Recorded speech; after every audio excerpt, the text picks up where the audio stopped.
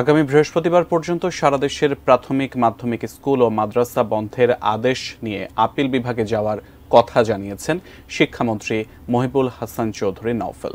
বিকেলে ঢাকায় অনুষ্ঠান শেষে তিনি বলেন, যেসব জেলায় তাপমাত্রা কম সেখানে শিক্ষা প্রতিষ্ঠান বন্ধ করে দেবার কোনো কারণ নেই। সংবিধান অনুসারে শিক্ষা মন্ত্রণালয়ের হচ্ছে এখতিয়ার শিক্ষা প্রতিষ্ঠান কখন বন্ধ হবে এবং কিভাবে পরিচালিত হবে সেটা সংবিধানে রুলস অফ বিজনেসে এটা শিক্ষা মন্ত্রণালয়কে সেই এখতিয়ার দেওয়া হয়েছে।